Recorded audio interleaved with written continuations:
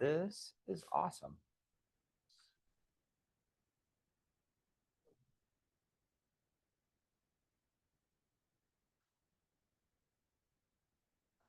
Oh yeah, that's perfect right there. That now you can even go back to that slide. That was actually the starting slide.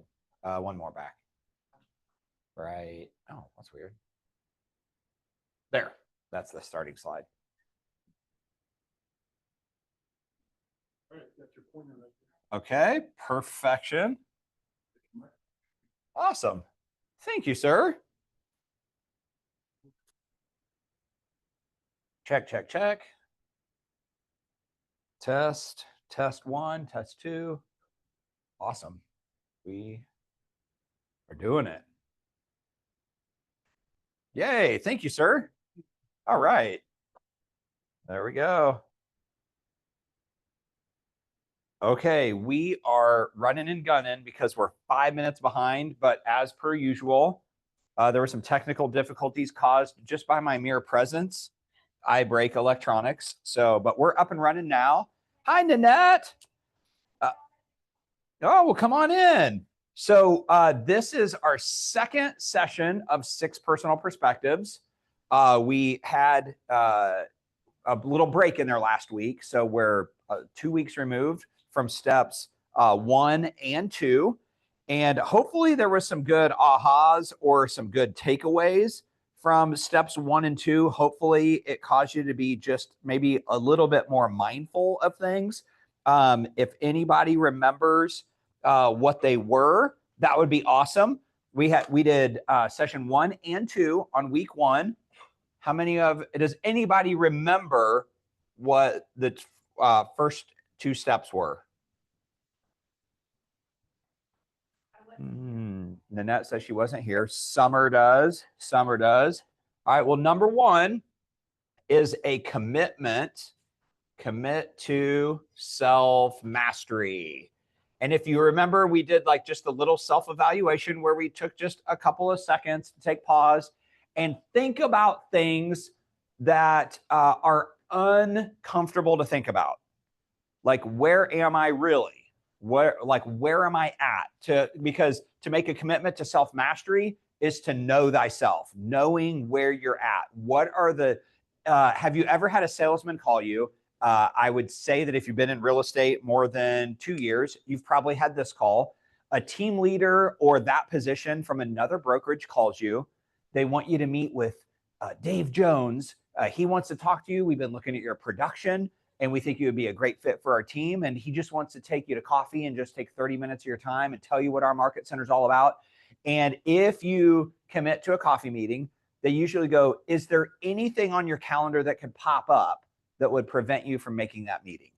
Anybody ever heard that one? No. Is there anything that would pop up that would cause you to not be present? And they want you to like be realistic. And I'm really good about saying yes to things. And then I look at my calendar and I'm like, oh my gosh, like there's no way I can get that done. Not in that time frame. So for me, when I commit to self-mastery, where am I really at? Well, I'm way better than I was 2 years ago, but I used to be an overcommitter. I would overcommit to things. And then what would happen is I would end up letting people down because I would tell 4 people that I was going to get something done for them. And then I wouldn't be able to get all 4 people taken care of. I might be able to get 1 or 2 of them because I would overcommit. Another thing that I'm really good about doing, I'm just probably one of the world's foremost experts on the topic, and that is eliminating all buffer time from my schedule. And then if there's like 1 extra red light, I'm 2 minutes late. If there's a car accident or there's road construction on the highway, I'm 10 minutes late. Because I don't typically leave enough buffer or margin in my schedule. So identifying those areas for me that can cause problems allows me to master myself. So for me, if I can commit to a time schedule that's not only realistic, but it leaves margin and it leaves buffer in there for me to handle things that pop up, or the extra conversation with somebody. I grabbed my coffee at Starbucks this morning on my way from my house to the office. And Benny, who owns Lenona Cafe, was in there, and he's always like, hey, like he wants to talk for a few minutes. And this morning I was like, I sat down with him and we chit chatted, and it was just like good catch up time because I had some margin in my schedule, which is really helpful. And then also the commitment to self-mastery was identifying things that we want to get accomplished, things that we want to get completed, and what is it going to take for me to complete that? So for example, Laura walked 15,000 steps a day every day last week at scout camp. And she knew going into camp that you were going to be on foot a lot. You knew every day you were going to be covering a bunch of miles. So for her to master her 10,000 steps, if you committed to that challenge here at our market center this month, for her to do that, she pretty much just had to show up. You pretty much just had to go to camp, wear the right shoes, and she's going to hit that goal because the day was set up for that, right? However, what if you have 4 consecutive days of continuing education and you're going to be sitting in a class from 8 a.m. to 5 p.m. minus your 30 minutes that you get for lunch and your 2 15-minute little breaks. And then afterwards, you've got to go to your kids' soccer practice. And like now 10,000 steps becomes a really monumental task. And you're setting yourself up for failure if you just let the day run you instead of you running your day. So what are some things that we might have to do in order to still hit that goal? Laura, for the 10,000 step challenge, was set up for success because your days were on foot all day, every day.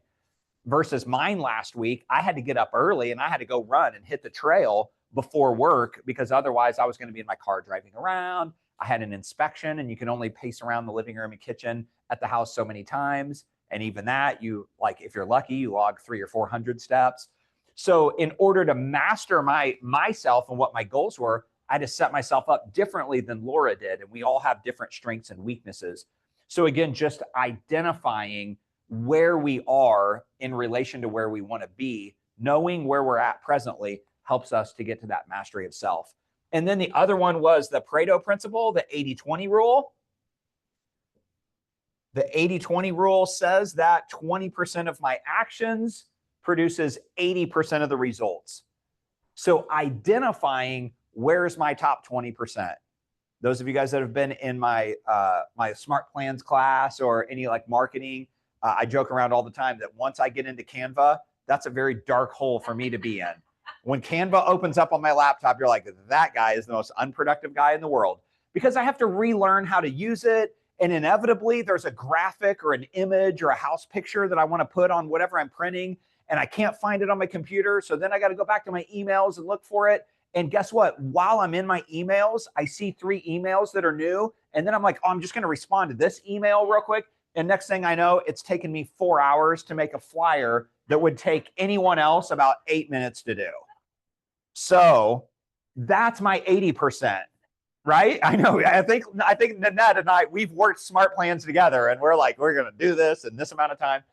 That's my 80%. Those are still things that have to get done. However, I know. I have been doing so much more Canva work now. I'm really proficient at it. However, it's still not in my top 20%. Right. Those things are all things that need to get done, right? Like I still want to send out my just sold postcard to the neighborhood where I just closed a listing. I still want to print out my open house flyers and go do it. But doing and producing those things are not in my 80%, or they're not in my 20%. They're in my 80%. They don't really equal the results for me. What actually equals the results for me in that situation is the guy knocking on the front door of those houses. That's my 20%. The flyer is just something for me to lean on. So I need to keep that in mind, that I would be better off to not even have a flyer and just go knock the doors than for me to spend all of my time creating a flyer and never actually knocking the doors. And that's a trap that many agents fall into. It's anything though. It's the 10,000 step challenge, right? What I actually need to do, what's actually going to cause me to have success in that is to actually put one foot in front of the other. I can draw up the perfect plan. I can read about what walking shoes are the best ones, and I can go to Shields or Dick's or Academy, and I can try on all these different walking shoes, and I can do all this stuff. But if I'm not actually putting one foot in front of the other, all of that stuff doesn't matter. So identifying what's in our top 20, what's our top 20%. So this week we get into session 3 or perspective number 3, and this is E to P. Those of you guys that have heard it before, what does the E stand for? Entrepreneurial. Yes. Entrepreneurial means for me shooting from the hip.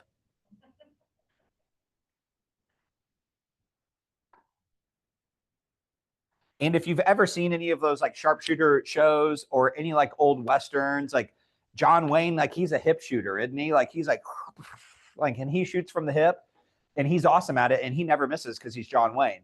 But in real life, the marksmen are actually like, man, they're aiming, they're looking down the sights, like they know like windage and elevation and distance and all of these things. They're not just like and rattling off shots.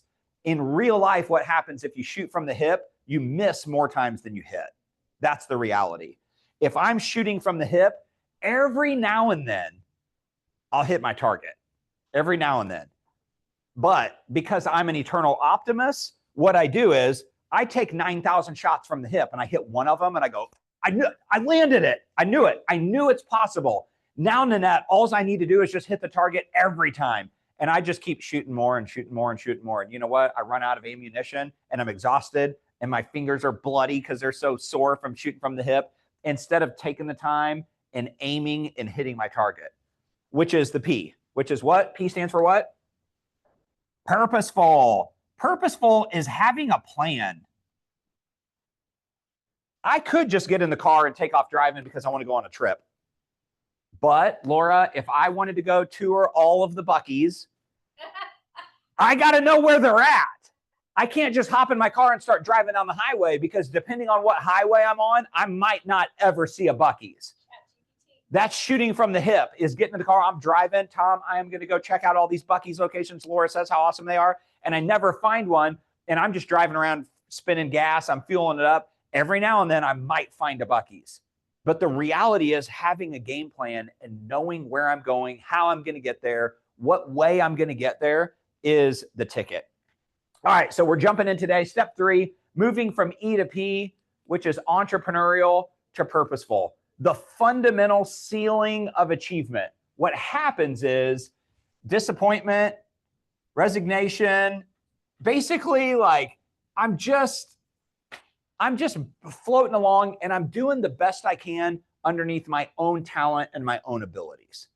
Well, my own talent, my own abilities is only going to get me so far. And then what takes things to the next level is having a plan. The purposeful way, consulting, training, coaching, mentorship, engaging the tools that KW has. So here's what I think. I was talking about my 20% would be me knocking on the doors, or me making phone calls, me talking to the people that are in my sphere or that I've had interactions with before. Well, I do this. I'll be trying to make my flyer. I jump into my email. My email gives me a notification that it's somebody that I'm friends with on Facebook or social media's birthday. And so then I go, oh, then I jump over to social media. I see their birthday and I see like 6 other people's birthday. So then I make a couple of quick happy birthday calls, and those are easy calls for me to make, and that's a good touch with my database. But then I don't remember when the last time that I talked to them was. I don't remember what I talked to them about. I don't know when I'm going to talk to them again. I hope it's not their birthday next year, but I have done that before. I've grabbed my phone and I have made a birthday text message only to find out that the last time I text them was the previous year on their birthday when I gave them a birthday text message. A way for me to get out of that entrepreneurial bouncing off of the ceiling and having frustrations and resignation is for me to get purposeful. My favorite plan or my favorite approach to making those calls is our DTD2 system. DTD2 stands for doing the database 2. There's a plan, there's a calendar, there's a timeline, there's weeks involved, there's letters in my database that correlate with the weeks in the year. And that allows me to purposefully reach out to the people in my database, making me more impactful and more effective because I know when the last time that I talked to them was. I know what I talked to them about because I made notes in my command database or on my spreadsheet, however I want to do it. That's an easy example of how to become less entrepreneurial and more purposeful. Because if I'm doing the DTD2 regularly, I could even hire an assistant to come in and go, hey, can you get my contacts all ready to go for me, and put them on a sheet of paper or text them to me so that I know what 5 phone calls or what 10 phone calls or what 20 phone calls I want to make today, because there's a system involved. When it's entrepreneurial, I can't leverage. I can't have anyone help me grow because it's just what I have in my head. I'm just trying to remember things. We're going to watch a little video. Oh, can I do this? Let's see if I can do this on this one. We're going to watch a little video here from Wendy Harrelson, who she crushes it in our company.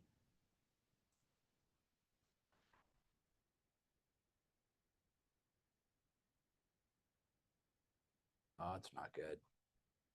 Wait, hang on. Hang on. What if I do this? How do I do it, Tom? In our business, right? So what I'm going to talk to you today is about one personal experience about being E2P going. Hi, I'm Wendy Harrelson. I've been with Keller Williams since 1991. Today, I'm here to talk to you about one of the 6 personal perspectives, entrepreneurial to purposeful E2P. So entrepreneurial to purposeful is a way to describe it. Also, easy to painful. Sometimes that may make a little bit more sense in our business, right?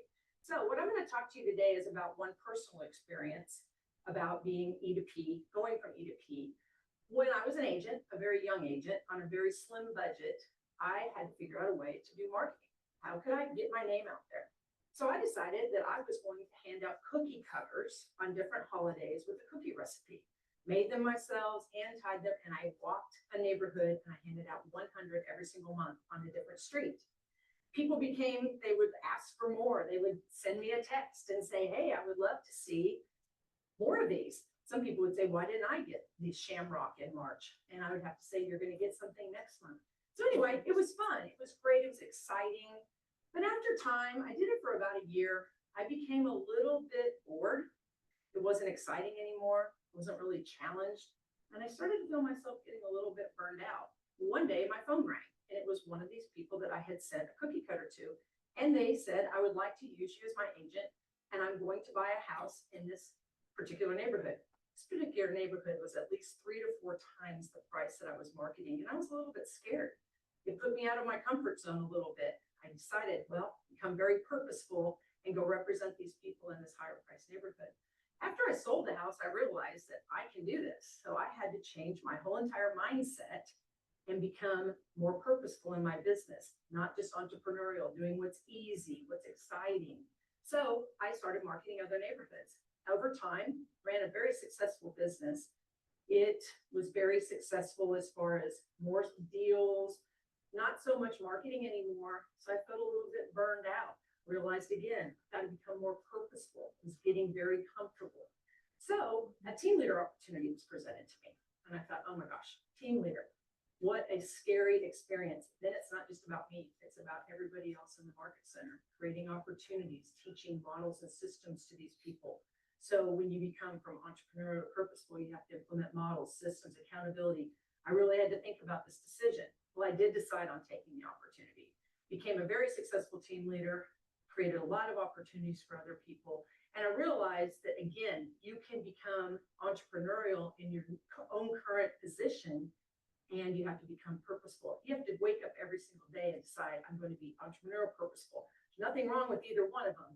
It's just that when you decide to become purposeful, you probably will create more opportunities, not only for yourself, but for others. Okay, so in a brief summary, entrepreneurial to purposeful, E to P. Remember, E is easy, fun, exciting, not so many models and systems. You can actually hit ceilings of achievement. So become purposeful. It might be a little uncomfortable, might be a little bit painful. You may have to put a little accountability in there. But also the models and systems that we have in this company will get you through that ceiling of achievement, will allow you to move on to the next level. Because at every position that you'll ever be in, pretty much every position you're probably in your life, there's always a way to go a little bit farther.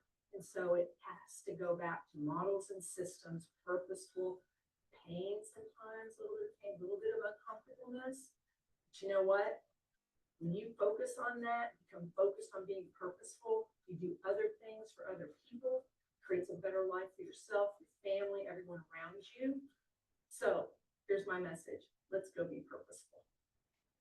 Thanks, Wendy. I think the idea there is just sharing that the models and systems that we create allow us to be more powerful. They allow us to be better agents. They allow us to get to the next level of achievement. They allow us to step things up because we're not having to think about it. We're not having to get creative unless we want to. She said, she uses the term bored a couple of times. I could think that she just got bored with what she was doing. I can relate to that. I sometimes get bored whenever I'm just shooting from the hip and I don't have a plan. I kind of lose sight of where I'm going from time to time. And so that helps. So the way that we do that, step one is to focus, writing down our goals, writing down where we want to go, just seeing pen to hit paper and what we write out. Seeing it is the first thing. And then focusing on the 20%, which was 6 personal perspective. Number 2, the 80-20 rule. What's the 20% that I personally need to have my hands on in order to make moves towards those goals? So again, using my example of making a flyer or a newsletter, or those things are all wonderful and I need them, but can I outsource them to someone else? Can I have somebody, can I give them the idea of what I'm looking for and then have somebody else run with it that kicks out flyers and email things all the time? And then I'm able to stick to what I'm doing. Step 2 of that would be find strategic options. Asking, how can this be done? Are there different, better ways to do it? Whenever I was more involved with the coaching program here, I found myself saying this a lot. If you feel like you're inventing the wheel, stop and ask where it's at. Like if you're doing something and you think to yourself like, man, surely somebody's thought of this before. They have.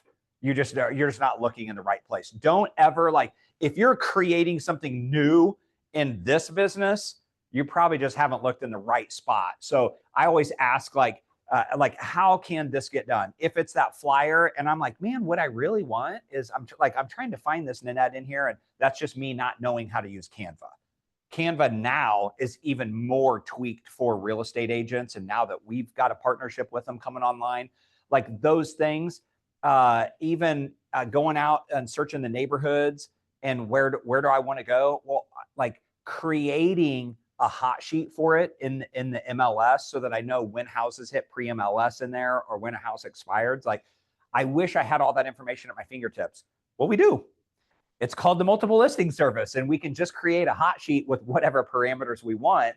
But if you don't remember from orientation, or if you didn't go to the class to learn how to do that, it can seem really daunting and overwhelming. The reality is it's a super easy thing to do. And if you're not great with it, grab a transaction coordinator or grab somebody that is really good in the MLS that operates in it a long time. They can set you up whatever hot sheets you want. I think you can have as many as you want. Like I literally think it goes up to 9,999 hot sheets, and then you hit the limit. Well, who's looking? Like, I would be sitting there all day long. It would be updating faster than I could even get through the list. Like, so within reason, whatever it is, a few neighborhoods that you like, maybe it's a city that you like, maybe it's a county, you can set up your hot sheets kind of to do. And I think probably a dozen or less is probably about all that you could really effectively manage and keep track of the data on anyway. But anyway, finding strategic options. And if you don't know, ask somebody at that level above you, like, hey, how did you bust past this? Or what do you guys do? Like I get with your team all the time, Nanette, like, how do you guys do that? Because I was wondering, the postcards, for example. I remember one day walking by and like Amber and a couple of people were like hand writing on all of the like thousands of postcards that are going out. And I was like, I wonder why they do so I was just curious and I asked the question and I learned something. So look for models to follow. Attend training that teaches you how to get where you want to go. KW has a training for everything in this industry. I mean, anything and everything, we've got a training on it. It doesn't have to be offered here in the market center for you to go to it. A lot of our stuff is online on KW University, and some of them might be a specific class that you just pay for. Just pay out of your pocket to go like you would any other class. KCRAR has a really full training calendar. They've got a ton of great classes all the time. A lot of our agents don't plug into KCRAR as much as I think they should, because there's a lot of training that's non-KW specific. At KCRAR, it's just for all brokerages, but that's where I meet agents from other brokerages that sometimes end up here. So it's just a good thing to do, is to find training events that speak to you or that's on the topic that you're interested in. And then installing those systems is step 4. So time block for them, practice your scripts around them, create checklists for them, and you would have to put it on your calendar to install the system. So here's what I did for like the first 5 years of my real estate career. I would go to like Mega Camp, or I would go to family reunion, and I would just be like, oh my gosh, and I would take all these notes, and there would be like 497 things that I'm like, if I did half of those, my business I'd be a billionaire by now. And then I get back, and as soon as I get back, my schedule's full, it's busy again. And all of these things I learned, I never installed into my business. And so what happens is I spend thousands of dollars, I spend time away from my family, I go on a trip, we eat, we like have a good time, we get to know each other a little bit better. And I'm like thinking, dude, this is gonna launch my business. And then I get back and I don't install any of the things that I learned. And then I go to Mega Camp again the next year, and I'm like, oh my gosh, I forgot about this. Like okay, this year I'm gonna do it. And then I come back and I don't have time to install it. So what I started doing was I started booking an extra day, and I would stay, and then I would just like chill by the pool, or I'd hang out in my hotel lobby or whatever. And I wouldn't come back to the busyness of life. I would stay there and I would get one thing implemented. I might have learned 100, but I'm just going to implement one of them. And then what happens is, as time passes, now I've got 2, 3, 4, 5 systems in place that I can either leverage, or gives me more of an opportunity for myself. But installing those systems, the first thing you got to do is, when am I going to do it? When am I going to install the system? When am I going to start doing DTD2? Because remember, the first thing I got to do is I got to go into my database and I got to tag them, right? I got to tag them by either first name or by last name, because I can't sort my database by tags if they're not tagged. Well, if you have a couple thousand people in your database, that's going to take some time. Now, I could outsource it. I could pay somebody to do it. I could time block. I could do it myself. Like there's a bunch of different options for me. Once they're tagged, now I have to create the filter in my database. All things that take time. You can go to a class. In fact, that might be a class that we need to do, Laura, especially for agents that aren't using DTD2. Just a 1-hour class where we show them start to finish how to set up and start implementing DTD2. That would be super easy. That would be a great class. What's that? Yeah, I mean, it totally could be. Because it's really nice to hear it and go, oh my gosh, yes, like whatever system it is. But how do I start doing it? Because if you're like me, great, that's awesome. It worked wonders for Mooneyham. The guy makes $500,000 a year now. Great. And then what happens is I go in and I start tagging and I spend 9 hours, and now I've burnt a whole day. And then I got to work really hard for like the next week to make up for the 9 hours that I lost. But my system still isn't in place. I've tagged it, but I still don't have a system. I've just got one step done. And if somebody could just sit down and show me and put it up on the screen how to do it, I could bang through it much easier. So that's identifying the mentors, the people attending the training that I want to do. That's moving from E to P. And it's not just attending the training, it's now installing or implementing what I learned. Practicing your scripts, that's just like, if that's something that you desire to get better at, well, yes, I know it's embarrassing and it's uncomfortable to do it with somebody else. I'm just going to do it in front of my mirror. I'm just going to do it in my car while I'm driving. Okay, perfect. And yet there's no one there to give you a rebuttal. There's no one to go, hey, I heard how you said this and this is how I received it. Maybe try saying this. Or you just simply hearing how someone above you speaks and communicates and talks helps you to go, oh my gosh, that's a wonderful way of saying it. Like, that's a great way. That's why I go to Bold.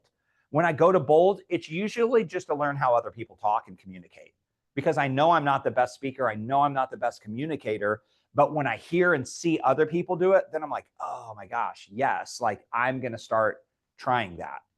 And I remember when I very first started as an agent doing scripts and dialogue in this training room, and everything didn't sound like me at all.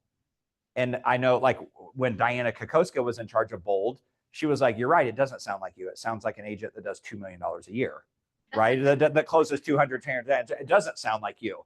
So, but I also don't want to be disingenuous to who I am.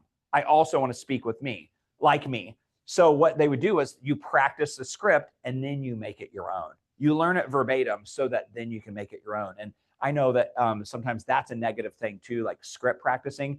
And yet everywhere we go, we do have a script. We do have a way that we speak. Other people have a way that they speak and a way to communicate information. One of my favorite words when I'm trying to get somebody to agree with me is to use the word obviously. So I just had a house last week that we priced way too high.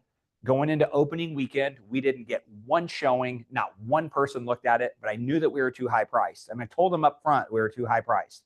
I showed them the zone. I told them where we needed to be. And but we ultimately were working for our client, right? So when they wanted to do something, we went an entire weekend. We didn't have one showing. So my Monday review call was, I didn't even say like, hey, well, here's the update for the Monday. Like when Sam answered the phone call, I go, well, obviously we're priced too high, right? Like I could say my opinion is, I think, honestly, I feel like, no, obviously we're too high because we didn't get one showing. On a busy weekend where people are out looking at houses, there was open houses all over. No one even came to look at it.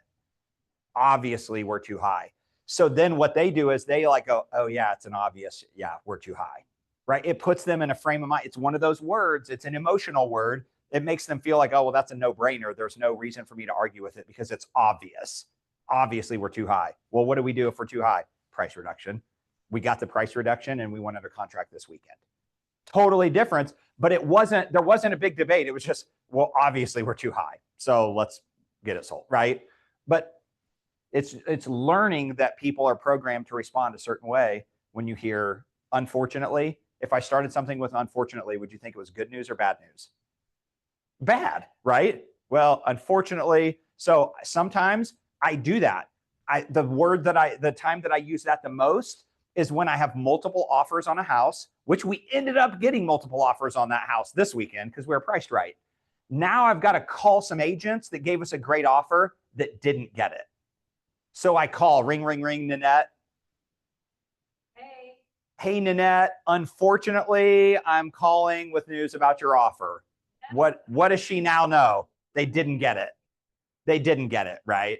Unfortunately, I'm calling you with bad news. I'm just like, because Nanette's busy. She just got done like probably on an emotional journey with her clients.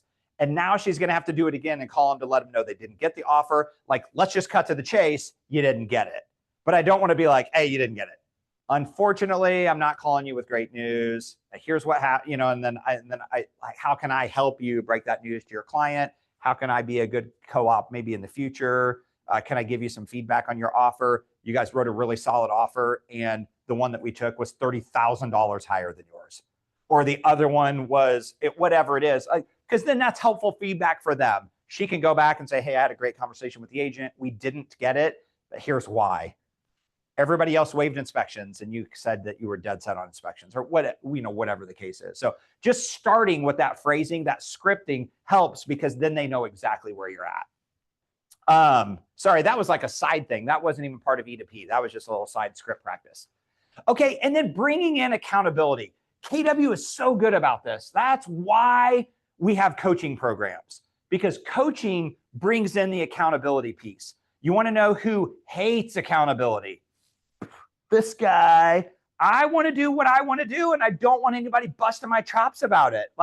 But that's not going to get me where I want to go. The accountability piece. Hey, what I heard you say was that you actually wanted to close 957 transactions this year, and you've only closed 4. And so I think you're way off track to your goal. What are we going to adjust? Are we going to adjust the goal or are we going to adjust your activities? Right? Like that's accountability that doesn't feel good. And yet oftentimes it's what's necessary to get me where I want to go. step one in accountability, measure what you do. We can't measure what we don't track, so track everything.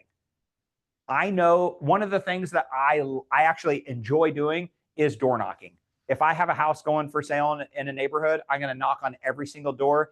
That I am never going to not get a job because the neighborhood expert knows more than I do. A lot of times, if I've got a listing coming up in a neighborhood, I bet I know more about the neighborhood and what's going on in there than the agents that live in the neighborhood. Unless they're on the HOA board and they're the ones creating the events, I'm going to know everything about the HOA. I'm going to know who the contact is. I'm going to get the codes, covenants, and restrictions. I'm not going to be the agent that doesn't have them posted in supplements, because inevitably, the first call I get is somebody going to be asking a question about the HOA, and I'm not going to be like, that's a great question. I have no idea. I mean, I don't even know how to find it. I want to know about it. I want to be helpful because I want to put a good deal together for my people. And then if there's anything going on with the neighborhood, remember when the landfill thing by Creekmore, all of a sudden, a bunch of people in our office became experts in Creekmore. I mean, we knew a lot about the landfill and what's going on because we were having a lot of conversations with clients that had houses in Creekmore. That was the big one. Measuring what you do. So if I'm door knocking, I know about how often it takes, about how many doors I can door knock in an hour. I know that if I knock 35 doors, I'm going to have 3 good conversations. I'm going to have 2 mediocre conversations. I'm going to have 2 door slams. I know that out of my good conversations, I'm going to have 1 that I'm going to be able to be in a stay-up, follow-up relationship with. Okay, great. Well, if I need to do 5 for the day, then I'm going to have to door knock 170 houses. I can't just door knock 35. And if I'm going to door knock 170 houses, that's going to take me half a day. I can't do that in 30 minutes. Well, I know that because I do it and I track it and I know what my metrics are because that's one of my primary lead gen methods. But if I'm not measuring it and I don't know what my conversion rate is, I don't even know how to scale my business. So measure whatever you're doing, make sure you measure it. Keep track with the 411 action goal worksheet. 4 weeks, 1 month, 1 year. 4 weeks, 1 month, 1 year. What are we doing? We're taking our big goal of Tom wants to close 500 deals this year. Well, what does he do tomorrow? Remember when it was your first day as an agent, you walked into the market center and Nanette's like bebopping all over the place and she's setting appointments and she's trying to talk to these people that she's going to go show a house to. And Lonnie's making calls and the Finns are like, he's knocking down a bunch of stuff. And I'm like, I don't even know what I'm supposed to do. Like, we'll make calls. I don't even know who to call. What do I say to it? Like, you had nothing going on, right? It was like, I don't have anything to do. I have no idea what to do. Well, this takes that and breaks it down so that you know what to do today. You don't have anything going on at all this week. Nope, I have nobody. Can you hold an open house? Yep, probably there's an agent in here that has a house that I saw on our Southland Facebook page. There was a ton of houses that were available for open house. Well, good. Now I've got marketing to do. I've got doors to knock. I've got signs and directionals to put out. I've got some snacks that I'm going to go co-op with a lender on to have them pay for it. So I don't have to spend any money on it. Like now I've got a whole week's worth of activities to do because of that one open house. So anyway, keeping track of that and then using your 411 goal worksheet helps you to know exactly what to do every day. Otherwise, you can be like me and I can go, I was super busy last week. Cool. What'd you do? I made phone calls. If you were super busy last week, you must have made thousands of phone calls. I think I made 5 in the whole week. I was super busy last week. I think I made 5 phone calls. I wasn't busy making phone calls, obviously, but I met an appraiser, I met an inspector, I met a builder, then I met with some new clients. Like, I mean, I was busy all week, like super busy. It was the busiest week I've had in a long time. Was any of it in my 20%? Like very little, right? I was really busy doing a bunch of 80% stuff last week. And then at the end of the week, I was exhausted and I'm like, I don't think I picked up a new client. I didn't pick up a new listing.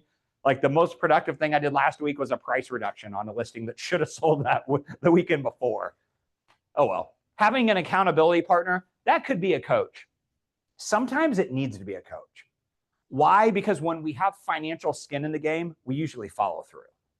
I hate spending money on coaching. I hate spending money, honestly. I don't want to spend money. But sometimes having a coach and spending money on them just to ask you the hard questions is the best money you'll ever spend. But it could just be an accountability partner here in the room. Hey, Tom, I'm going to call 4 people today. Can you check in with me tomorrow to see if I've called my 4 people? And Tom's like me, and he's going to forget to call you in the morning and ask you about the 4 people that you're supposed to call. but Tom's going to go, Carrie, remind me. And then Tom's going to do it.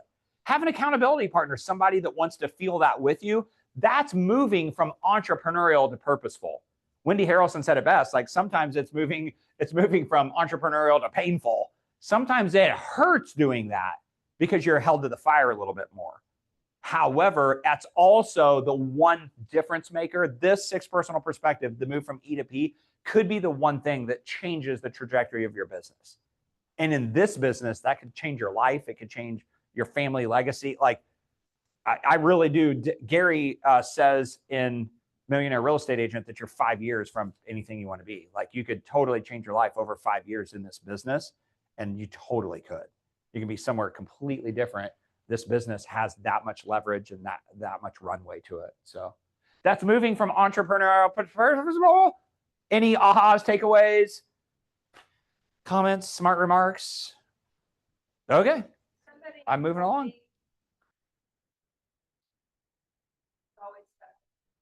What you like doing the least is what you need to be doing the most. Yes, that's facts. That is so accurate. I think of that. I say that in my head every Yeah. time when I gotta get up and go work out. Yes. That's what I like doing. Yep. It's not fun. It doesn't feel good. Like dialing the phone and talking to somebody. Yes. Not even that. It's like I'm gonna get their voicemail and they Right. will tell me that. You know, that's So, I know. Why do we do that though? Sometimes just leaving a voicemail, that's the best thing you can do. Like it doesn't even, not even a call me back voicemail. Hey Tom, I ran across your name in my phone. I just wanted to check in and say hi. Real estate's been crazy busy for me and I haven't checked in. So I just wanted to apologize and tell you I was thinking about you. Click. And then what are you? Top of mind again, right? Like it's just about staying in front of people. It's not always about, but I know you're so, that's such a good one. Yeah.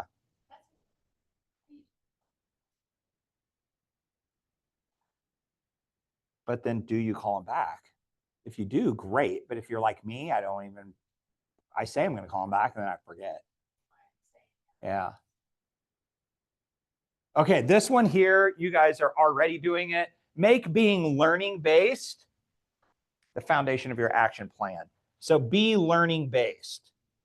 Be learning based. Why is that important to this business? It's always changing. That's 100% it.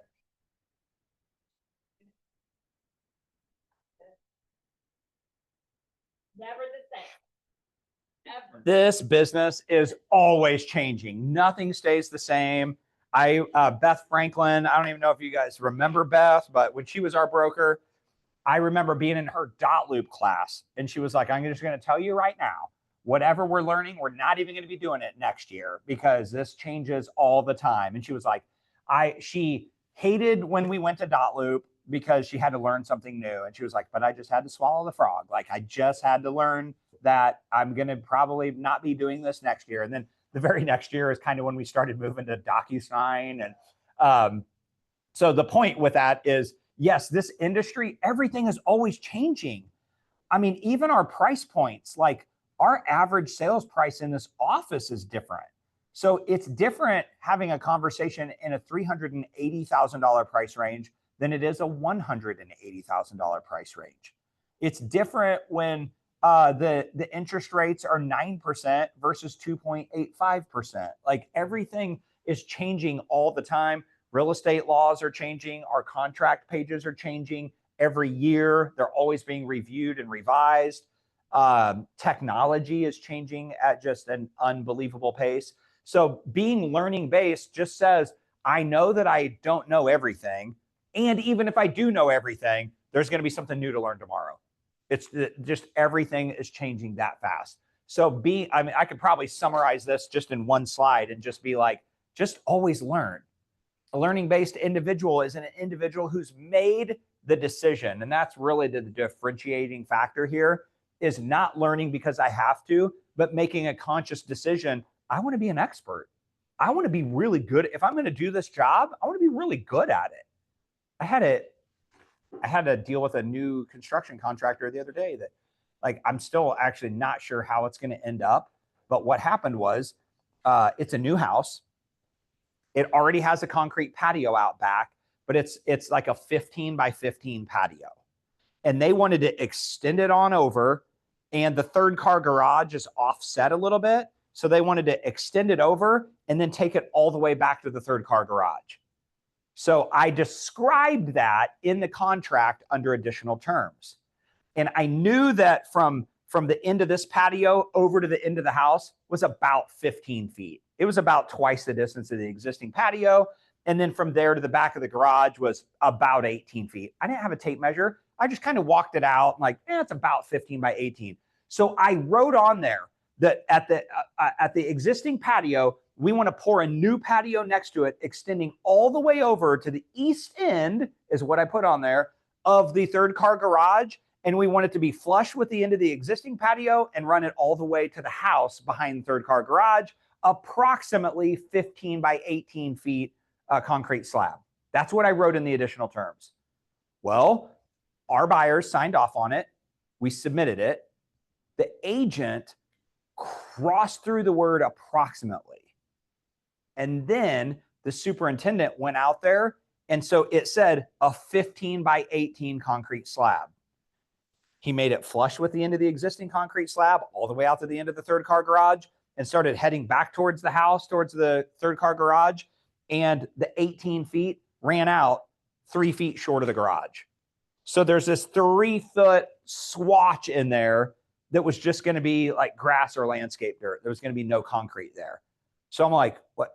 That's not what I described. Like, that's not what I drew on there. That's not what I wrote up. And then I'm like, what did I write up? And I looked back at the contract that they sent over to us. They lined through the word approximately. Well, I didn't say it's like, if we're going to be that way, then like it might actually be 15 foot, 1 3/4 inches, right? Like approximately 15 by 18. Here's what it is. And so what do they want to do? They want to send us a change order for the extra 15 by 3 foot swatch. $1,475. In the grand scheme of things, $1,475, probably not the end of the world. But it's ridiculous for me to have to go back to my client when I wrote it up because they scratched out the word approximately. And then, so I called and had a conversation with them. My point is this, is that I learned a lesson, right? In construction and contracting, they don't use approximations. They use exact dimensions.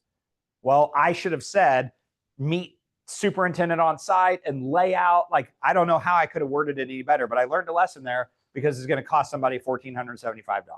I think it should be on the builder because the house is over $500,000. And I think $1,475 feels a little nickel and dimey to me when we wrote up exactly what we wanted. And then I also think that agent needs to learn a lesson too. You don't just cross through a word on a contract because one word could be a total difference maker on a contract. In this case, it was a $1,475 difference because they don't just, it's a disaster. But what I learned was like, I learned, right? I still have more to go. I can teach some things to this agent. I can learn from them. I don't do a ton of new construction all the time. So shame on me for not asking more questions up front. Shame on them for not asking a question back, right? I know there's just a lot of stuff in there. So what happened was, this is an individual who makes a conscious decision to use effective learning as the foundational piece for their action plan to develop their life. Everything is learning. Everything is. How many, have any of you guys, I can't remember who all's doing the 10,000 step challenge. Laura is. Is it just the two of us? Okay, one of the things. I'm on there, but I'm not. So that's something that's already a part of my life. I already know about how many steps I get every day. Like I'm running, I'm back in triathlon mode again. So like I'm really conscientious of how much movement and how many calories I'm burning every day. But I remember Rusty sending that out after week 1. If nothing else, if none of you hit your 10,000 step goal, at least we learned about how many steps we take on average. Like we learned something. Even if you go door knocking and you get your door slammed in your face 15 times, at least you learned something. I know that if I knock on 50 doors, 15 people are probably going to slam the door in my face, right? And if I knock on 500 doors and 150, now I know the math, the statistics start working out. What I'm doing is I'm learning every time I do something. We're learning if we make that conscious decision Again, that's how we get better as agents. And that's how we differentiate ourselves from the 12,000 other agents there are in Kansas City. We are learning stuff. That's why our office is always outperforming, because our people are always learning. They're always doing new stuff. Make being learning based the foundation of your action plan. So here we go. Knowing for doing sake versus knowing for knowing sake. Ignorance based says, I know what I know and I'll ignore everything else. Well, that's the way we've always done it. Well, that's how I do it. Well, that's how our office does it. Well, that's the way that our broker wants it. Or is there other ways to do things? Darren's a fantastic broker, and so is Beth. I mean, as far as brokers go, I think we've had our last two brokers have been two of the best. And I don't know who the broker was before Beth. That was before me. However, Beth and we butt heads one time over escalation clauses because Beth didn't want to take them. I don't want to do escalation clauses. Well, we're going to miss out on this deal if we don't. Like, people are doing that. That's becoming the knowledge, that's becoming a standard practice. And then I remember Beth coming back and be like, well, I learned my lesson. Apparently I'm going to have to get on board with this because everybody's doing it. And I gained so much respect for her when she said that, because it was like, I thought she was wrong, but I'm wrong all the time. But it was really nice for her to go, well, like, I guess I needed to learn something here because this is where the industry's going. And look at us now. We actually have an escalation clause addendum in the KCRAR forms. So what happened was Beth didn't go, I know what I know, and we're doing it my way, and that's it. I know what I know, and there's more to know. I'm going to learn from the industry because we're an industry-driven business. Knowing for knowing's sakes, trivial pursuits leads to nowhere, but productivity and enlightenment come from knowing for doing's sake. I want to learn this not just so that I know it. I want to learn it so that I can be a better agent, so that I can get more referrals from my clients, so that I can get them a better deal on the house, so that instead of writing 50 offers and becoming a really good offer writer, I can write 3 offers, learn where we're at in this price point in this neighborhood or whatever in this market, and then make an adjustment on the next one so that we get it. If I keep losing offers, why am I losing offers? Can I ask a question to the listing agents? Hey, out of curiosity, where were we in the mix? Were we even close? No, you weren't. Oh, really? What was everybody else doing? Well, I had a $25,000 appraisal gap waiver. I had a box 3. I had a non-refundable earnest. Oh, wow. Is that where we're at? Because we didn't do any of that stuff. Okay. Learning so that I can win more deals for my clients. Becoming learning based for the sake of doing. 4 levels of competency. I like this. I think this is a whole class too, Laura, if you want to do this one. I would totally do this one. Unconscious incompetence. Unconscious incompetence means we don't know what we don't know. I use the teeth brushing one. This is my favorite example. When you have a toddler, we've all had toddlers in and out of our lives, yes? We're familiar with them, right? When you have a toddler, they don't even know how to brush their teeth. They don't know how to get the lid off of the toothpaste. They're like, can you help me open this? And you open the lid and there's the tiny little foil thing on there. It's like impossible. It's easier for them to get it off than us, I think. Like, can't even tear that off half the time. I don't even know how to brush my teeth. Like, what do I do with it? Where do I put the toothpaste? I don't even know. I didn't even know that I was supposed to brush my teeth. No wonder my breath smells so bad. Like, I didn't even know. That's unconscious incompetence. But then I learn that people brush their teeth. Okay, I see my mom doing it. I see my dad doing it. My big brother's doing it. Like, they put this weird stick in their mouth. They're learning, right? Now I know, but I'm still incompetent. So now it's conscious incompetence. We now know what we don't know. Nanette, I know that people brush their teeth now. I think that's what they're calling it. I don't know what I'm supposed to do. Like, where do I even get one of those things at? But I'm seeing people doing it, right? That's unconscious, or that's conscious incompetence. And then I gain the wisdom. Once I gain the wisdom, now I have conscious competence. Okay, now I know I got to go to the grocery store or Walgreens or CVS and I get a toothbrush. There's a myriad of toothpastes that I can get. When I'm in 3rd grade, the dental clinic, the hygiene people, they come and they put the little purple tablets in your mouth and you chew on them. Do you guys remember that, or seeing the kids do it? And the kids that don't ever brush their teeth, they smile and all their teeth are purple because it sticks to all the plaque and stuff on their teeth, right? Then they show them how to brush their teeth. And then afterwards, they do the purple pill again and it doesn't stick to their teeth because they had brushed, right? They're learning that. And so now I know, like, okay, I'm supposed to brush my teeth for 2 minutes. And they sell the toddler toothbrushes that you turn it on and it's got like the built-in timer and it like vibrates while they're brushing. And then they have to keep brushing until it stops vibrating. And then once it stops, they know the 2 minutes is up. Or if you were like me, your mom did the little egg timer, like you brush until the timer goes off. Cause I just like want to go, okay, I'm off the plane again, right? That's conscious competence. Now I know how to do it now and I know what to do, but I got to think through the process. I need the timer to remind me. Remember, if you had kids and you're a parent, like, did you brush your teeth? Uh-huh. Did you? Let me smell your breath. Like, right? You're like testing your kids. Like, let me see your teeth. No, you didn't brush it. You didn't brush them for 2 minutes. Get back in there. But that's conscious competence.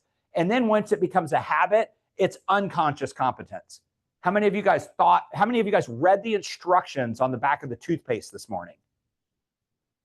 But did you use the toothpaste? Yep, sure did. How'd you know how to do? Well, because I've done it every day for the last 48 years. Like, I know how to do, right? Like, did you set an egg timer? Probably not. I'm like a toddler. My toothbrush still has the vibrating, but it's like one of those, like the Oral-B ones, and it goes for 2 minutes. It's funny. So I get made fun of a lot when people see me brush my teeth. What happens is now we just do it. We don't think about it. I don't need to think about how to brush my teeth. I just do it, Glenda, because I've done it so much. It's unconscious. I don't even have to think about it. I just do it. Remember, it's tying your shoes is the same way. I don't think about the loop swoop and the rabbit, whatever. Like, I don't think about it anymore. I just tie my shoes real quick. It's unconscious competence now. I just got it. That's making being learning-based foundational, because how many of you guys have ever looked at, like, you worked with Nate and Scott for a while, like titans of Southland, right? Like he watched them, and then all this, like, these guys are doing things that we're teaching classes on and stuff, and Nate's making calls, and now Tom's that guy. Now Tom's in here teaching classes, and him and Carrie are running stuff, and like people are watching, like, okay, what? Tell me about the, like, what, okay, the retirement industry and the silver wave, and Tom's teaching a class. Why? Because he's learned what? Silver tsunami. Thank you. Like, now, see, like, he's just got it. He's doing it. He's immersed in it. Like, now he doesn't have to think about it. There's other things I'm sure Tom would say, like, I need to learn that. But there's certain faculties of our business that now it's like, I don't even need to think about the statistics. I already know. I don't need to go back and look and see what my average sale price is. I already know it. Like, it's just, now I've created the habit of watching my numbers, right? Now I know where I'm at. And that is like knowing without thinking about it. That's what being learning-based causes. It causes you to become an incredible agent, or an incredible 10,000 step getter, or an incredible scouts leader, or whatever the application is, it's the same. And so there was this saying that we used to use in Bold: how you participate in here is how you participate everywhere. Well, this business could totally change your life, because if you show up being learning-based in your business, I promise you it's going to show up in other areas and other aspects of your life. You know what's happened to me in doing DTD2? It sort of is life and business combined. I know all of my friends' birthdays. Like Chris Ward's birthday's coming up. Like, I don't remember what date it is, but I know it's coming right up. It's coming up in the fall. And so, like, I'm already thinking, like, I'm not going to miss it. I got it on my calendar. I'm going to get a calendar reminder. I've got it reoccurring every year so that I never forget it. I've got clients' wedding anniversaries in there, so that a week before their anniversary, I can call Tom and I can be like, hey, Tom, I know you already know this, but your wedding anniversary is next week. Like, right? Like, that's really helpful. I know some of my clients, and like, dude, forgot it one time. So now I joke around, I'm like, hey, it's your annual reminder. Your wedding anniversary is next week. Like, and he's like, that's funny. Like, I got it. Well, those things happened because I became purposeful with my database. And that was because I learned that I was like here, and I wanted to be here. And I'm still not here, but I'm getting there. I'm working on it. High achievers reach their goals by making training, education, and self-development part of their action plan. Once it's part of your action plan, then it shows up. So to learn, what's the next class you're going to? Cool. What's the next class you're going to after that? Laura and I put in our business plan every year, mega camp or family reunion or both. Sometimes it's both.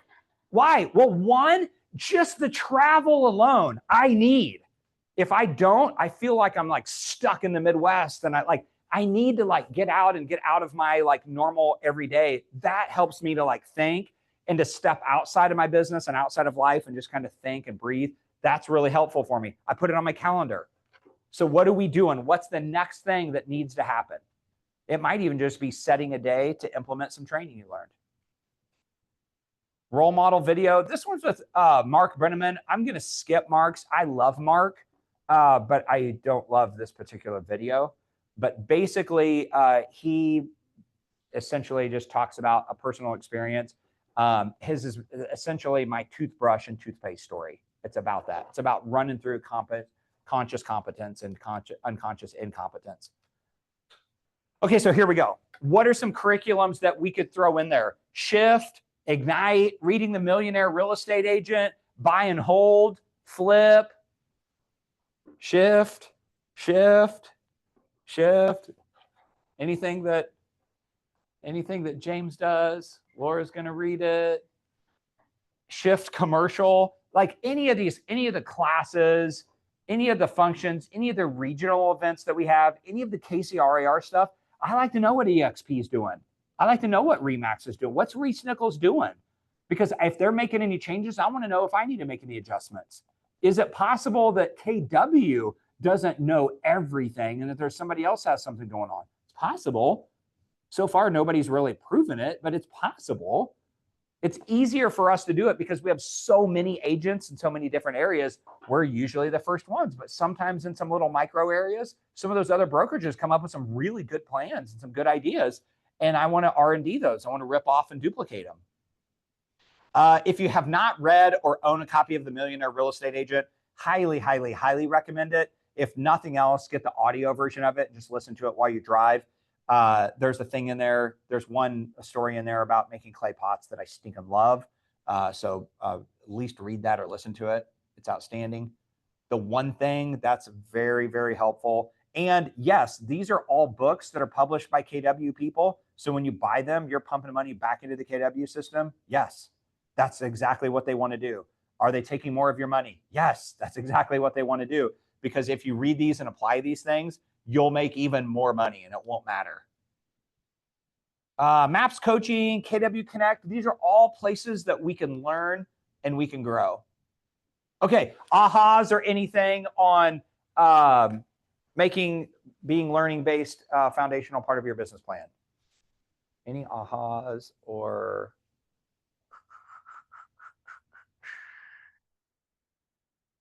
Nope. Okay. We don't know it all. We have more to learn. You'll always have more to learn. You'll never know everything. The industry is always changing. Each transaction's different. We always run up against different challenges. Cool. Make being learning-based part of your business plan. Commit to self-mastery. Know thyself. The 80-20 rule, 20% of my actions lead to 80% of my results. E to P, going from entrepreneurial to purposeful. Don't just shoot from the hip. You usually miss. Sometimes you hit, but usually you miss. Or having a plan. I know where I'm going. I know how to get there. I'm going to go to Buc-ee's in Lakeland, Florida, and here's how I'm going to get there. Here's the highway I'm going to take. Here's when I'm going to sleep. Here's where I'm going to need fuel. And the next thing you know, I'm there, right? And then being learning-based. The industry is always changing. Every transaction is always different. I'm different. I'm not the same person I was last year. My client base is totally different than it was last year. All things always change. That's a big deal. All right, next Monday at 10 a.m. for 5 and 6. Cool. Thanks, you guys. Appreciate you being here today. Thanks, Tom. Okay, awesome. I know, me too. I am too, but we're doing some different things. We're getting more purposeful every day. Each and every day, I'm getting better in every way. Yes, you did. That was a wise. Oh, I don't really know how to. Uh-oh, did I miss a chat? Oh, shoot. Oh, perfect. Thanks, Tammy. Yes.